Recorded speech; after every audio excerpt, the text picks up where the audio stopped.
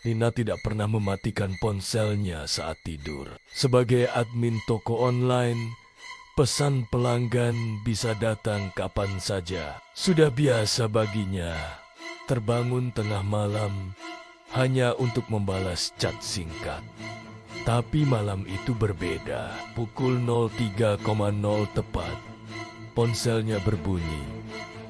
Bukan nada pesan, melainkan notifikasi pesan suara. Nina membuka mata setengah sadar. Layar ponsel menyala terang di meja samping tempat tidur. Nama pengirimnya membuat rasa kantuknya langsung hilang. Raka, mantan pacarnya.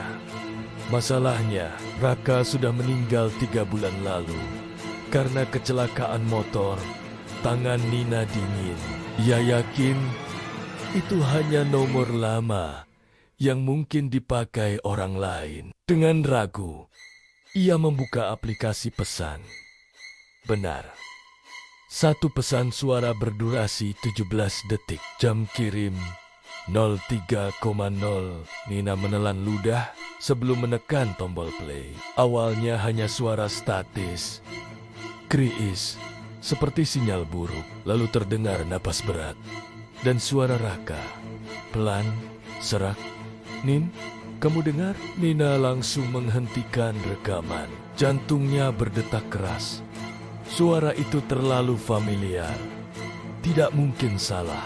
Ia mencoba berpikir logis. Mungkin rekaman lama yang terkirim otomatis.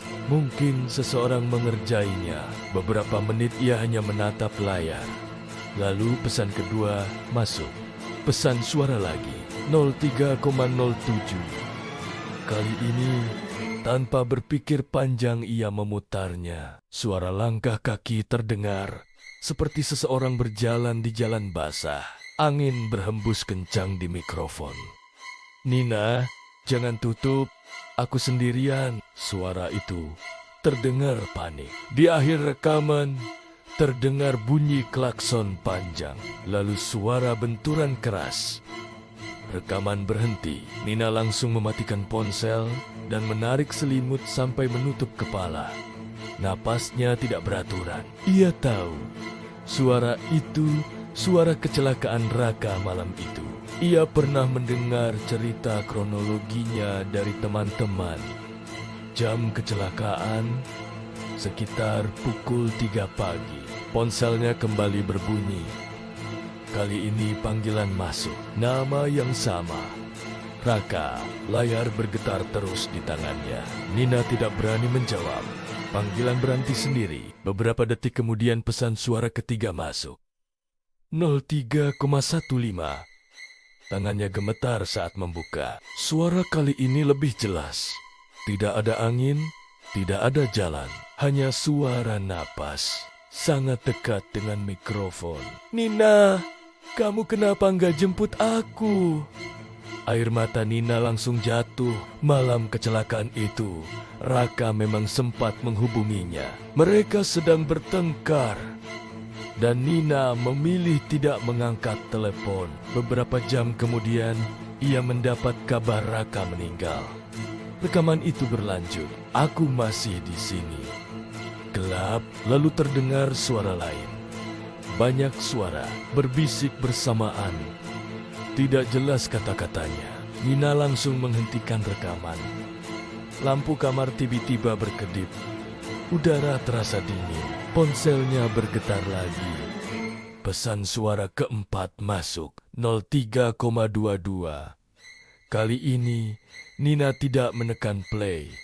Namun rekaman itu memutar sendiri. Suara Raka terdengar sangat dekat. Seolah berada tepat di sampingnya. Aku sudah sampai. Terdengar suara pintu diketuk. Tok, tok, tok. Nina membeku. Ketukan itu tidak hanya ada di rekaman. Itu berasal dari pintu kamarnya. Pelan, 3 kali. Tok, tok. Nina tidak bergerak. Ketukan itu terdengar lagi. Kali ini lebih keras. buka, suara itu sama persis seperti di pesan suara. Air mata Nina mengalir tanpa sadar. Ia ingin berteriak, tapi suaranya seperti tertahan di tenggorokan. Pegangan pintu perlahan bergerak. Klik, pintu terbuka sedikit. Lorong rumah gelap. Tidak ada siapa-siapa, namun ponsel Nina kembali memutar rekaman otomatis. Suara langkah masuk, pelan, mendekat.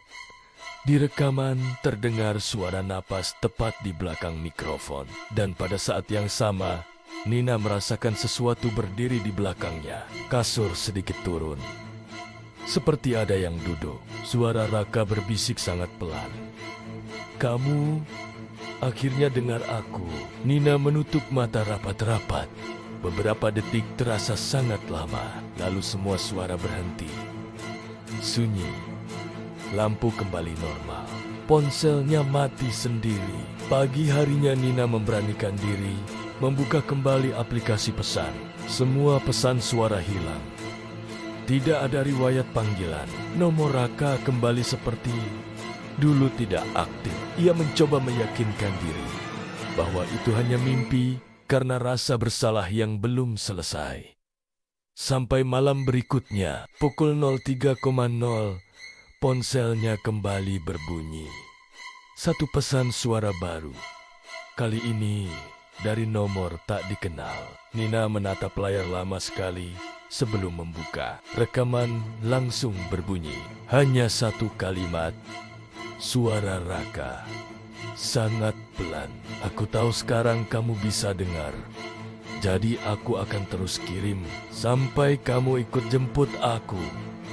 Sejak itu Nina selalu mematikan ponselnya sebelum tidur. Namun anehnya, setiap pagi pukul 3 lewat sedikit, baterai ponselnya selalu berkurang.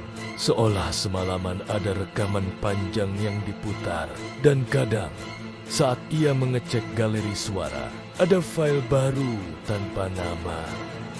Durasi terus bertambah, seperti seseorang masih mencoba berbicara dari tempat yang tidak seharusnya bisa mengirim pesan lagi.